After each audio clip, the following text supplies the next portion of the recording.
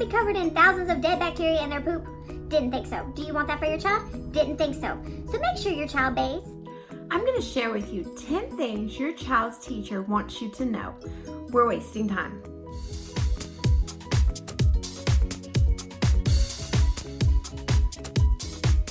Hello everyone, welcome to my channel, or welcome back to my channel. I am Allie Mack and I am a middle school math teacher. So usually my videos are for teachers or brand new teachers. Today's video is for parents.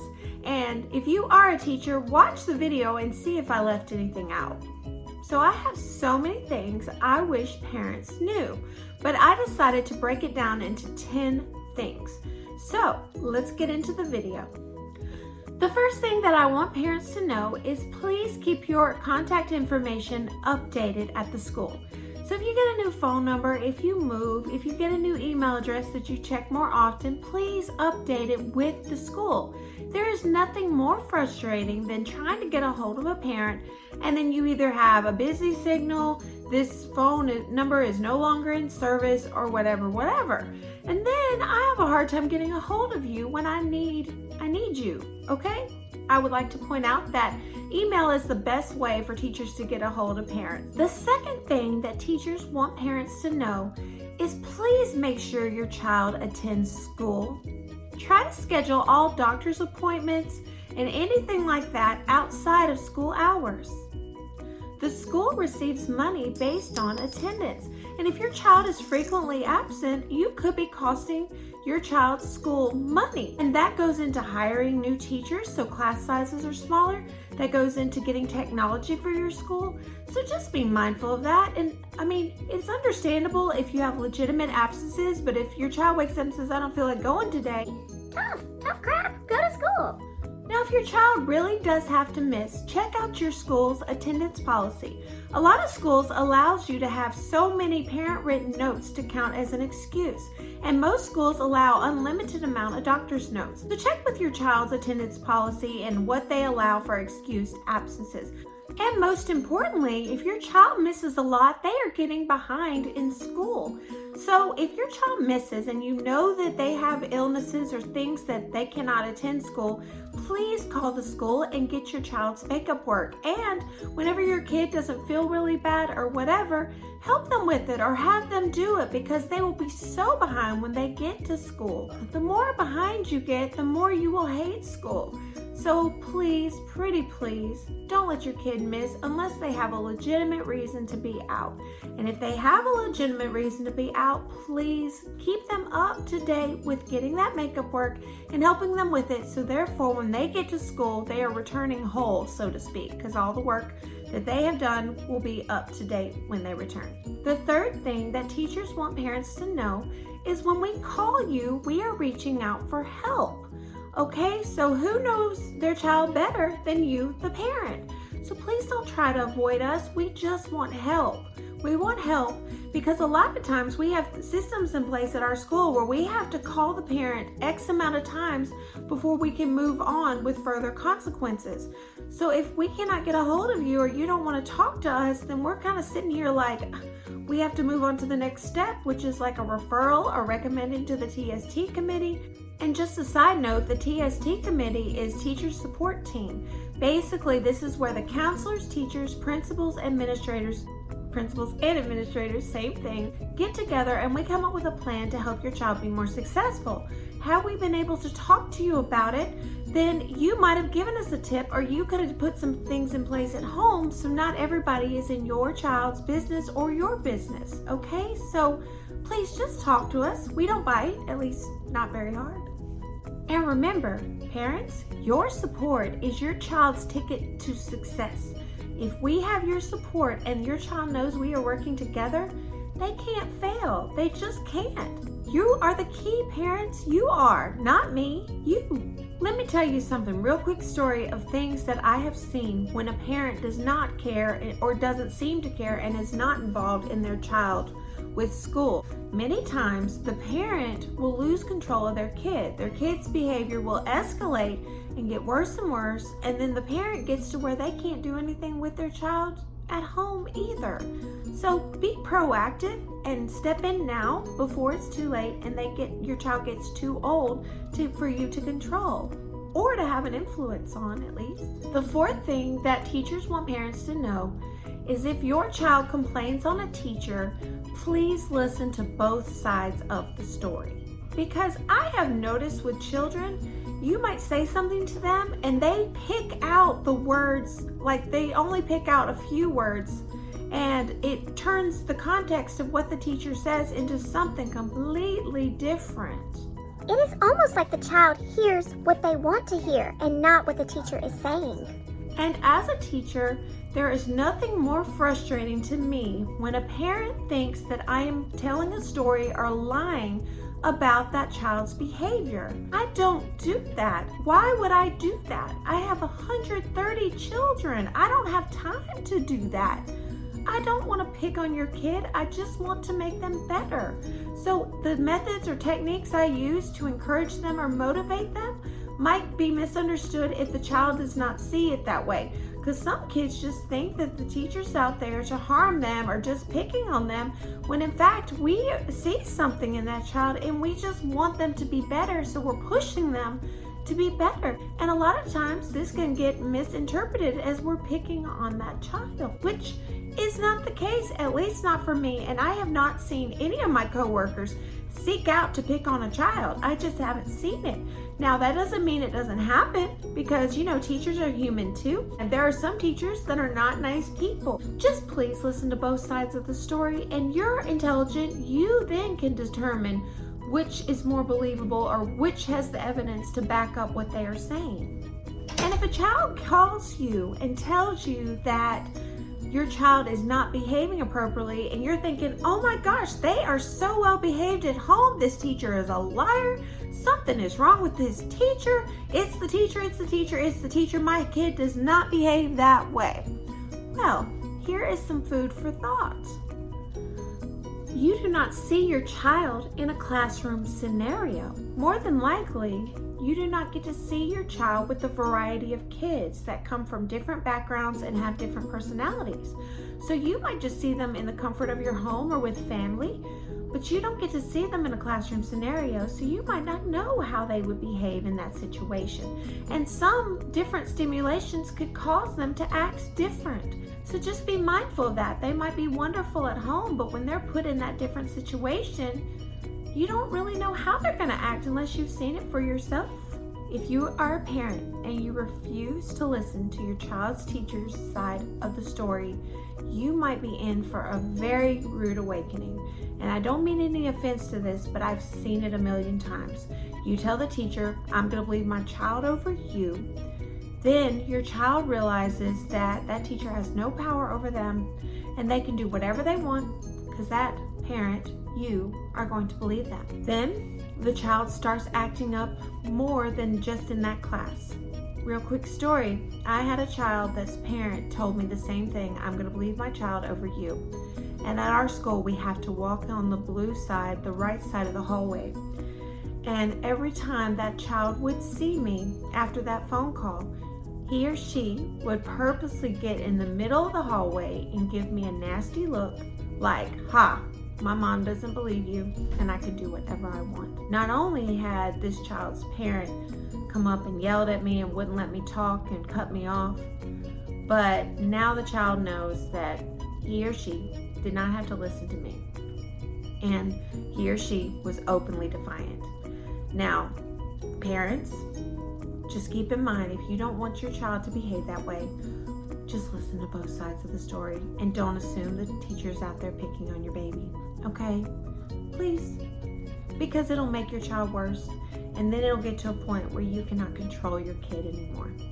And while your kid will move on to the next grade, I'm gonna have a whole new set of kids and you're gonna be stuck with that kid. You're gonna be stuck with that child and those behaviors because you're in it for life. I only have them for 1 year.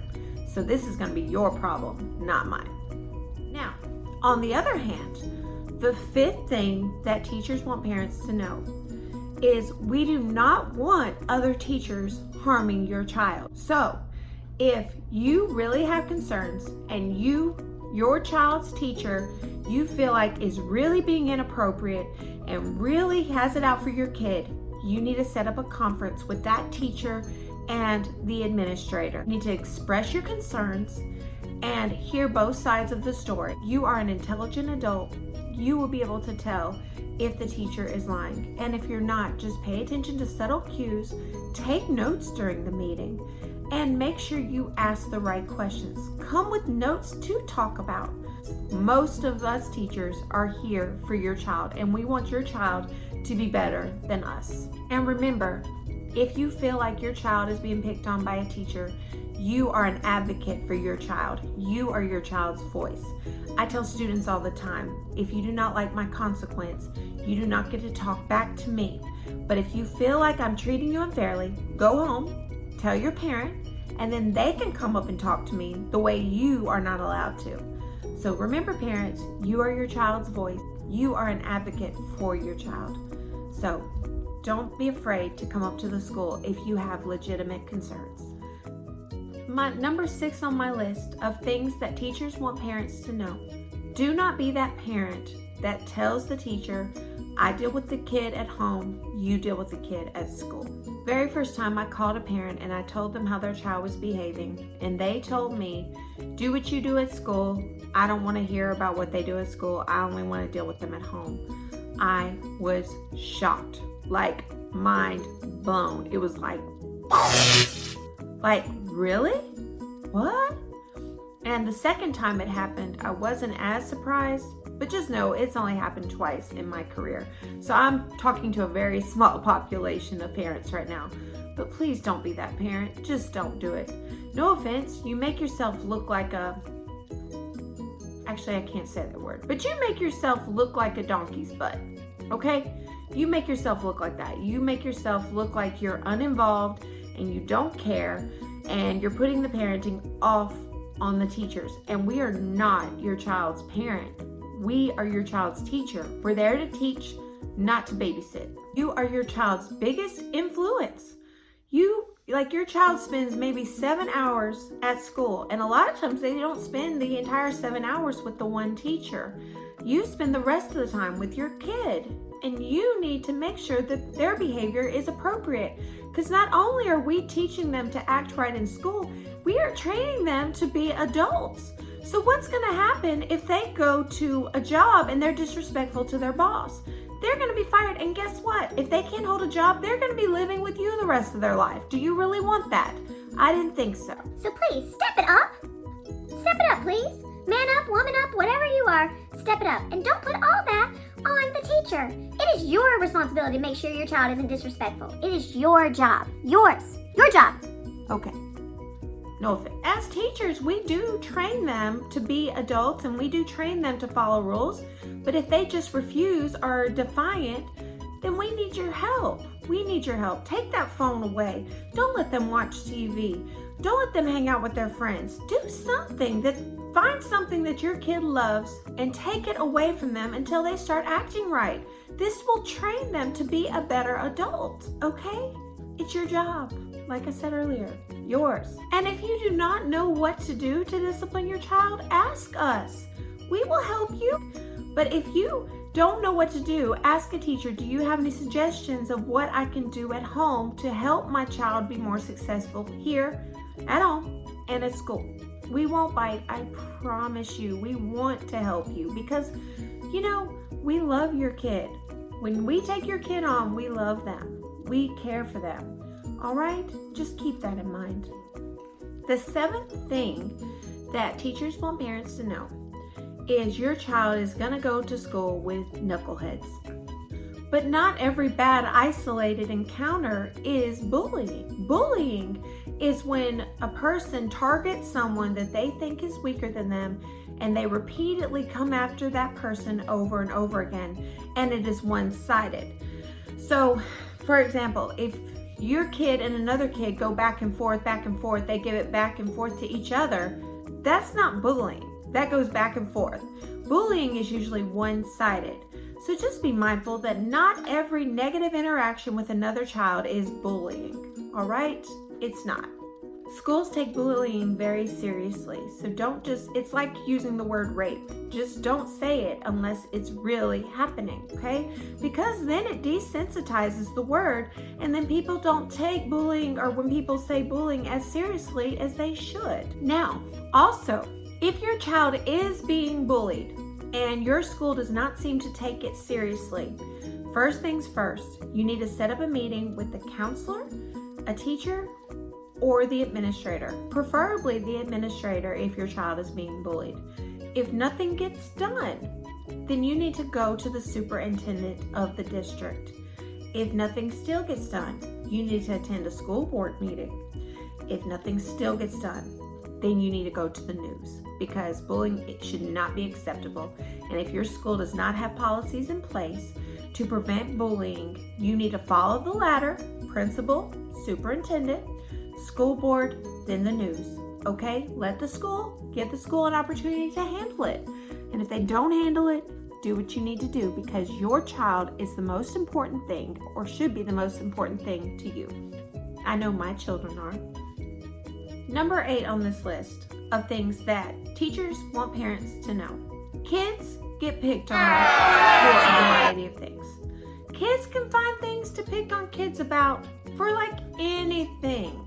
The most common things that I see kids picking on other kids for are hairline, shoes, haircut, bad breath, boys that act more feminine, and the biggest thing is hygiene, which hygiene should not be something that kids pick on other kids about. They're going to get picked on for so many things in their life, no matter how perfect they are, but hygiene should not be one of them. So if you are a parent and you just didn't think to teach your kid about hygiene, you need to. How your child smells should not be a reason to be picked on. And I get it, parents are busy, but it needs to be a priority that your child takes a bath every day and puts on deodorant at least once a day if they are a 4th grader or above. If you do not think bathing is important, keep in mind that bacteria lives on our body. Good and bad bacteria live on our body. And if you know anything about bacteria, you know that those are living things. And what are some things living things do? They reproduce, they get rid of waste, and they die. So when we do not scrub our bodies every day with soap, we are then covered with thousands of dead bacteria and their poop. Do you really want to be covered in thousands of dead bacteria and their poop? Didn't think so. Do you want that for your child? Didn't think so. So make sure your child bathes every day so they do not start to stink. Could you imagine thousands of dead bacteria would start to stink, wouldn't you?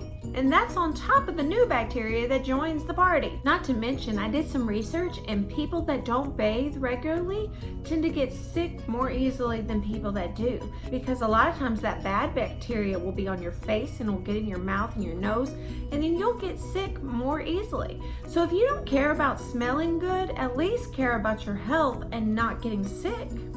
Not to mention, if your child comes to school smelling bad, everybody thinks that you do not take care of your child.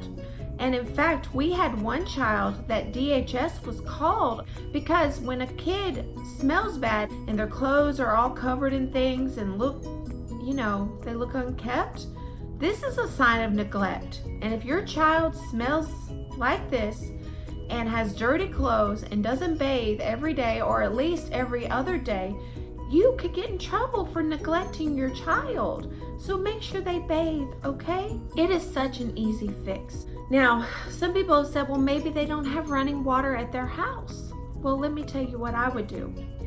If I didn't have running water at my house, I would go to the gas station, one of those gas station bathrooms that is just a one stall, and I would lock the door. I would get a paper towel, wet it, put soap on it, and I would wipe my body off. And then I would wash my hair in the sink. Do it in a public bathroom with one stall. Just do it so you don't stink. Do it for your kids. Have them go in the bathroom and do this. That way you are not at risk of losing your child based off of neglect. Let me tell you a story about a situation where the parent legitimately did not know their child was going to school smelling bad. The parent worked really early and the child had to set an alarm and get themselves up for school. This was a 5th grader. The child would wet the bed, and the child would go to school like that. So this child would come to school smelling like urine every day, and the parent had no idea that the kid was smelling like that. So they put some systems in place so the child would bathe themselves in the morning. Be mindful of your kids. Smell them when they get home and see if you notice anything odd about their smell. And I know I'm going on about this, but I just wonder sometimes if people don't know better. And I'm here to teach you. If you don't know better, you need to know better, because not smelling good is not a good reason for someone to pick on your child. They're going to find so many other things, but if your child smells bad, they're going to have a hard time making friends. People are going to make fun of them, and even if your child is the coolest, most fun person in the world, nobody's going to see it because they stink. And I would not want that. I would not want that for anybody. So, teachers want their parents to know, make sure your kid has proper hygiene. Now, on a more lighter note, the 9th thing that teachers want parents to know is that most of us have websites with valuable resources on them, especially like our lesson plans, maybe videos, things like that. So check out your child's teacher's website to see what kind of resources that teacher has on their website. That way you can be aware of what is going on in your child's educational world. Usually, teachers are required to have a website, so more than likely, your child's teacher or teachers has one. And if your child's teacher does not have a website, make sure you ask the teacher about their homework policy, because kids do not like to do homework. And homework is a good way for kids to practice what they learned in class. And say you don't know how to help your kid with their homework. Find a YouTube video on your phone for them to watch. When my kids started getting into subjects that I wasn't as familiar with, I would find a video on YouTube for them to watch, and it would teach them. So as a parent, you need to help them gain those skills, because there's just not enough time in the day for a teacher to get everything in. And you might be thinking, well, what is the teacher doing if she's not teaching my child? Did you know there's a teacher shortage?